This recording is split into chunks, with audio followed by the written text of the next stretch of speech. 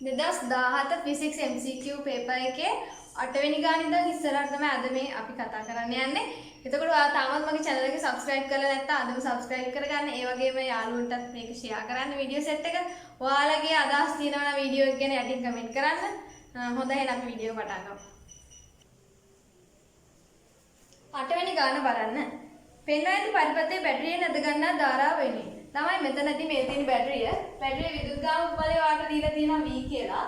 බැටරිය නැද ගන්නා ධාරාව කියන්නේ බැටරිය මගින් පරිපථයට සපයන ධාරාවමයි. හොඳයි. දැන් මෙතනදී මම බැටරිය මගින් සපයන ධාරාව ගන්නවා කැපිටල් I කියලා. ඒ ධාරාව තමයි මේ පරිපථය තුලින් ගමන් කරලා ඉවරේ. නැවතත් බැටරියට එන්නේ. නැත්නම් බැටරිය මගින් අවශෝෂණය කරගන්නේ ඒ I ධාරාව තමයි.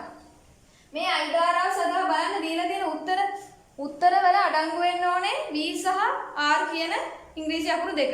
ඒ සංකේත දෙක. එතකොට අපිට සිද්ධ වෙන මේ I ධාරාව සඳහා ප්‍රකාශනයක් ගන්න නම් මුලින්ම මේ ප්‍රතිරෝධ ජාලයේ සමු ප්‍රතිරෝධය හොයාගෙන ඉන්න.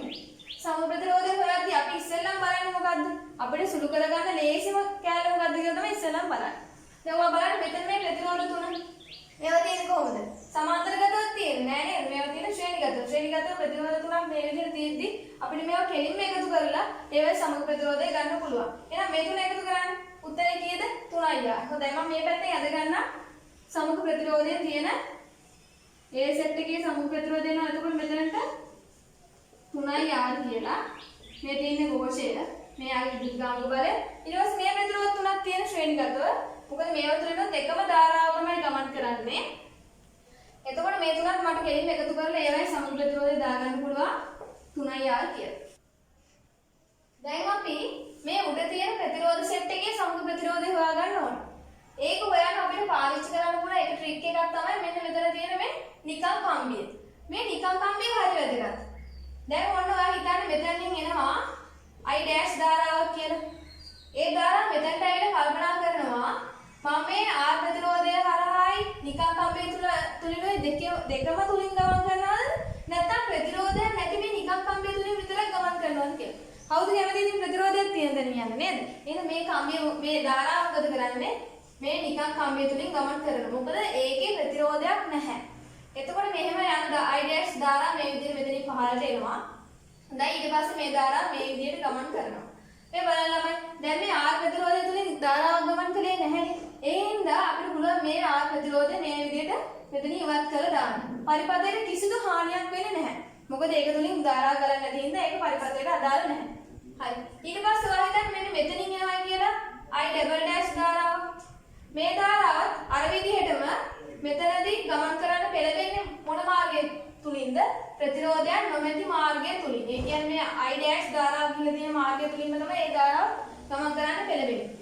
මෙතනදී ප්‍රතිරෝධ දෙක තුලින් ඒ ධාරාව ගමන් කරන්නේ නැහැ. එහෙනම් මේ I double dash ධාරාව මේ විදිහට මේ නිකම් කම්බිය තුලින් ගමන් කරනවා. හරි.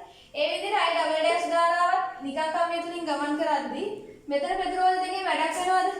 නෑ නේද? ඒවා තුලින් මේ පැත්තට ධාරා ගැනීමක් සිද්ධ වෙන්නේ නැති හින්දා මට මේ ප්‍රතිරෝධ දෙක ඉවත් කරලා දාන්න පුළුවන් මෙන්න මේ වගේ. හරි. ඊට පස්සේ ඔයා හිතන්න මෙතනින් එන ධාරාව I not කියලා. හරි. මෙතනින් එන ධාරාව I not කියලා හිතන්න. ඒ ධාරාව මෙතනට ඇවිල්ලා බලනවා මොන මාර්ගයේද ප්‍රතිරෝධය අඩුම කියලා. දැන් මෙතන නිකන් කම්බියක් තියෙන්නේ නැවතත් අර වැඩේමයි වෙන්නේ. මේ ධාරාව එතකොට අර නිකන් කම්බිය තුලින් යෑමට පෙළඹෙනවා. ප්‍රතිරෝධය නෑ එතනින් යනවා. හරි. එතකොට මේ ප්‍රතිරෝධ තුන හරහා ධාරාව යනවද? නැහැ. එතකොට අපිට පුළුවන් මේ ප්‍රතිරෝධ තුනත් මේ විදිහට ඉවත් කරලා දාන්න. හරි. හොඳයි. ඊට පස්සේ I පොඩක් පහළට එනවා.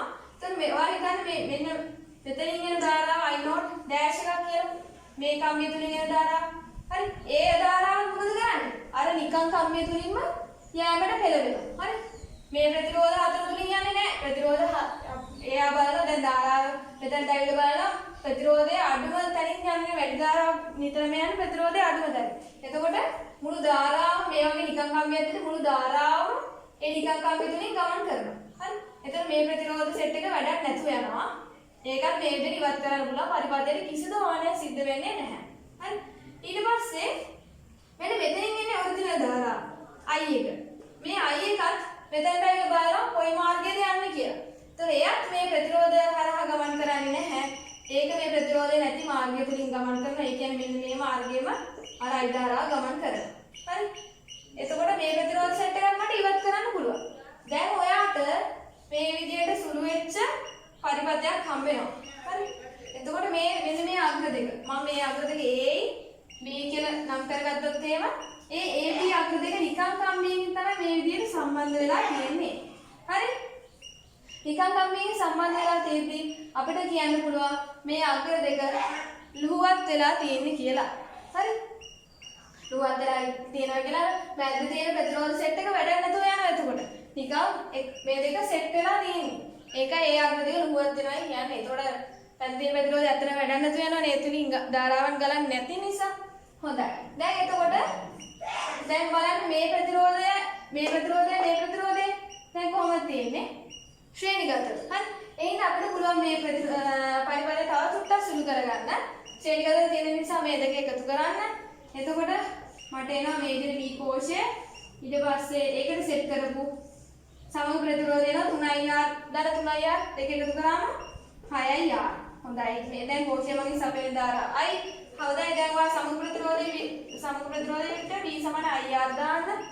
එතකොට I එක සදා එනවා වගේ කීයද? B බෙදීම 6IR කියලා. 9 වෙනි ගාන. සාමාන්‍ය සිරුමාරුවේ ඇති සංයුක්ත අන්වීක්ෂයක. දැන් මෙතනදී මේ වගේ ගණන් හදද්දී සාමාන්‍ය සිරුමාරුවේ තියෙන සංයුක්ත අන්වීක්ෂයකට අදාළව කිරණ සටහන ඇද ගන්න ඕන මුලින්ම. හරි. ඔයාලට පුළුවන් වෙනවනේ පොතක් බලන්න නැතුව කිරණ සටහන ඇද ගන්න. හොඳයි දැන් ඕගොල්ලෝ මාත් එක්ක අදිමු කිරණ සටහන. මුලින්ම මම ඇද ගන්න ප්‍රධාන අක්ෂය. ඊට පස්සේ මම ඇද ගන්නවා අවනත. අවනතේ නාභිය දුර මම ගන්නවා F නෝට් කියලා. හරි. ඊට පස්සේ මම ඒකේ නාභිය මේ විදිහට ලකුණු කරගන්නවා F කියලා. ඊට පස්සේ නාභිය දුර වගේ දෙගුණයකින් 2F කියලා මාක් කරගන්නවා. මෙතනත් මේ පැත්තෙත් F සහ 2F මාක් කරගන්නවා. ඊට පස්සේ අවනතේ ඉදිරියෙන් වස්තුව තියන්නේ කොතනද තියන්නේ අපි? සාමාන්‍යයෙන්. වස්තුව තියන්නේ F සහ 2F අතර. මේ විදිහට ඔන්න දැන් වස්තුව තිබ්බා. හරි. වස්තුව මෙතනින් තිබ්බයින් පස්සේ කොහෙද ප්‍රතිබිම්බය හැදෙන්නේ? F සහ 2F අතර තිබ්බයින් පස්සේ ප්‍රතිබිම්බය හැදෙන්නේ 2Fට ඈතින්. මේ විදිහට කිරණ සටහන ඇදගමු. ප්‍රධාන අක්ෂයට සමාන්තරව කිරණයක් ඇදගන්න. ඊට පස්සේ ඒ කිරණය එතකොට නාභිය හරහා ගමන් කරනවා මේ විදිහට. හරි. ඊට පස්සේ ප්‍රකාශ කේන්ද්‍රය හරහා යන කිරණය මේ විදිහට ලකුණු කරගන්න පුළුවන්. ඔන්න එතකොට 2F ඈතින් වාගේ ප්‍රතිබිම්බය හැදෙනවා මෙන්න මෙතනින්. මේ විදිහට යටිකුරු වස්තුවට වඩා විශාල තාත්වික ප්‍රතිබිම්බයක් හැදෙනවා. ඊට පස්සේ මේ ප්‍රතිබිම්බය වස්තුවක් වෙනවා උපනෙතට. හරි. එතකොට ඒ වගේම තමයි සංයුක්ත අන්වීක්ෂය සාමාන්‍ය සිරුමාරුවේ තියෙද්දි ඒ සංයුක්ත අන්වීක්ෂය මගින් හැදෙන අවසාන ප්‍රතිබිම්බය හැදෙන්න ඕනේ D දුර, කැපිටල් D දුර. කැපිටල් D දුර කියන මම අදහස් කරන්නේ විෂද දෘෂ්ටියේ අවම දුර කියන එක. හොඳයි. දැන් එතකොට මේ විදිහට විෂද දෘෂ්ටියේ අවම දුරකින් හැදෙද්දි දැන් ඒ වගේම තමයි ඔයාලා දැනගන්න ඕනේ සංයුක්ත අන්වීක්ෂය සාමාන්‍ය සිරුමාරුවේ තියෙද්දි අපිට හම්බෙන ප්‍රතිබිම්බය අතාත්වික එකක්. අතාත්වික එකක් හම්බෙන්න නම් මෙතනදී මේ දැන් මේ උපනෙතර වස්තුවනේ මේක. මේ වස්තුව පිටන්න ඕනේ උපනෙතේ කොතනද? ප්‍රකාශ කේන්ද්‍රයත් නාභියත් අතර. හරි. එතකොට දැන් මම උපනෙත ඇද ගන්නම් මෙන්න මෙතනින්. පොඩ්ඩක් මෙහෙම දිගට ලයින් එක ගහලා මේ තියෙන්නේ උපනෙත් කාචය. හරි. උපනෙතේ නාභිය දුර දාගන්නම් මම මෙතනදී F E කියලා. හරි. උපනෙතේ නාභිය තියෙන්න ඕනේ මෙන්න මේ හරිය වගේ. ඒ කියන්නේ උපනෙතේ ප්‍රකාශ කේන්ද්‍රය මෙතන O කියලා ගත්තොත් එහෙම ඒකත් නාභියත් අතර තමයි කොහොම හරි මේ වේගමගේ හදන ප්‍රතිබිම්බය තියෙන්න ඕනේ. එහෙම තිබ්බන් පස්සේ ඔයාලා දන්න උත්තර කාචයක ප්‍රකාශ කේන්ද්‍රය සහ නාභිය අතර වස්තුවක් තිබ්බන් පස්සේ එයාගේ ප්‍රතිබිම්බය අතාත්වික එකක් හැදෙනවා වස්තුවට පිටුපසින් නේද? හොඳයි. දැන් මෙතනදී කිරණ සටහන ඇදගමු. මෙතන හිසෙන් මේ විදිහට යනවා කියලා හිතන්න. කිරණය ඒ යන කිරණය මෙයාගේ මම මාක් කරගන්න ඕනේ. ආයි නාභිය දුර මේ පැත්තට මෙන්න මෙතනින් ඔය විදිහට. ඊට පස්සේ මේ එන කිරණය නාභිය හරහා ගමන් කරනවා මේ විදිහට. ඊට පස්සේ මේ විදිහට ප්‍රකාශ කේන්ද්‍රය හරහා ගමන් කරන කිරණයකුත් සලකමු. මේක මේ විදිහට පස්සට දික් කරන් පස්සේ මට හම්බ වෙනවා වස්තුවට වඩා විශාල අතාර්ථික ප්‍රතිබිම්බයක් වස්තුව ඇති පැත්තේ. හරි? වස්තුව ඇති පැත්තේ. දැන් මේ ප්‍රතිබිම්බය පිහිටන්නේ මෙන්න මෙතන ඉඳන් විෂද දෘෂ්ටියේ අවම දුරකින්. ඒ දුර අපි සාමාන්‍යයෙන් පාවිච්චි කරන්නේ කැපිටල් D කියලා. ඒ දුරට. හොඳයි. දැන් මේක තමයි කිරණ සටහන ඔයාලට තනියෙන් ඇද ගන්න පුළුවන් වෙන්න ඕනේ මේක. ආට ඕන මේ කිරණයත් මේ විදිහට දික් කරලා ඊට පස්සේ මේ විදිහට පිටිපස්සෙන් වෙන කිරණයත් එක්ක මෙහෙම ඔය විදිහට ඇද ගැනීමේ හැකියාව තියෙන්න ඕන තනියෙන් ටක් ගාලා. දැන් සාමාන්‍යයෙන් මම නම් කරන්නේ මේ ටක් ගාලා එක්සෑම් එකේ වගේ ප්‍රශ්නයක් ආපු ගමන් මේ කඩු වැඩකොලේ රූලක් බලලා ඒක ප්‍රධාන අක්ෂය ගහගෙන ඊට පස්සේ සෙන්ටිමීටර් එකේ කෑලි ටිකක් ගහ ගන්න මේවට. හරි ඊට පස්සේ මේකට මේක ඉතින් ඒක අවශ්‍ය නැහැ. ඒකට මිනුමක් කියන්න බෑ. මේ විදිහට කොහොම හරි මේ නාභි දුර තුල පීඩන විදිහට මේ ඒ ටික ඇදගෙන ඉවරයි. ඊට පස්සේ මේ තමයි ගන්නට යන්නේ. ඒක ලේසි. ඒ කියන්නේ කොච්චර පුළුවන් වුණා කෙනෙක් වුණත් මේ රූප සටහන ඇදගෙන යද්දී එයාට ඒ ගාන හරියන්න තියෙන සම්භාවිතාවය වැඩි. හරි. ඊට මේගොල්ලෝ අහන සාමාන්‍ය සීරුමාරු ඇති සංයුක්ත අන්වීක්ෂයක වස්තු දුර අවනතෙහි නාභිය දුරට වඩා අඩු විය යුතුය. වස්තු දුර අවනතෙහි නාභිය දුර කියන්නේ මෙතන ඉඳන් මෙතන තියෙන දුරට වඩා අඩු වෙන්න ඕනද? අඩු වෙලා හරියනවද? අඩු වෙලා හරියන්නේ නැහැ. මොකද එහෙම අඩු වෙලා හරියන්නේ නැත්තේ මට අවශ්‍ය වෙනවා ඒක මගේ තාත්වික ප්‍රතිබිම්බයක් ලබා ගන්න. අඩු වෙලා මෙන්න මේ හරිය වගේ තිබ්බනම් මෙන්න මේ හරිය වගේ වස්තුවක් ගෙනත් තිබ්බනම් අතාත්වික ප්‍රතිබිම්බයක් හැදෙනවා මේ පැත්තේ. ඒව හරියන්නේ නැහැ නේද?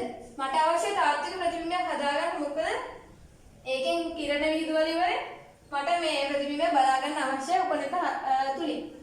හොඳයි. ඊට පස්සේ දැන් එතකොට ඔයාලට තේරෙන්න ඕනේ වස්තු දුර අවනතේ නාභිය දුරට වඩා අඩුයි කියන කතාව වැරදි. වස්තු දුර අවනතේ නාභිය දුරට වඩා වැඩි වෙන්න ඕනේ. F2 F අතර වස්තුව පීඩන නිසා. ඊට පස්සේ දෙවෙනි එක බලන්න. අවනත මගේ ඇති කරනු ලබන ප්‍රතිබිම්බය අතාර්ථිකය කියලා කියනවා. බලන්න. අවනත මගේ ඇති කරන ප්‍රතිබිම්බය තමයි මේ තියෙන්නේ. ඒක අතාර්ථිකද? නැහැ නේද? ඇයි අතාර්ථික නොවේ? ඇත්තටම කිරණ ඡේදනය වෙලා ඒක හැදෙන නිසා තමයි ඒක අතාර්ථික එකක් නොවෙන්නේ. නැත්නම් ඒක තාර්ථික වෙන්නේ ඒ හින්දා. සත්‍ය වශයෙන්ම කිරණ ඡේදනය වෙලා හැදෙන නිසා. හොඳයි. තුන්වෙනි එක බලන්න. අවනත මගේ ඇති කරනු ලබන ප්‍රතිබිම්බය උපනෙතෙහි නාභිය දුර තුල පිහිටයි. ඇත්තද කතාව? අවනත මගේ හදන ප්‍රතිබිම්බය මේක උපනෙතෙහි නාභිය දුර තුල පිහිටන්න ඕනේ. මේ බලන්න.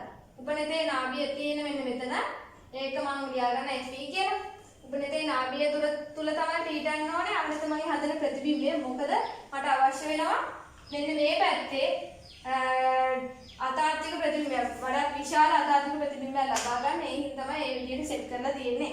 ඒ හින්දා තුන්වෙනි එක හරියනවා. ඊට පස්සේ කියන අවසාන ප්‍රතිබිම්බය තාර්ථික වේ කියලා. වැරදිනේ. අවසාන ප්‍රතිබිම්බය මෙතන තාර්ථික එකක්ද?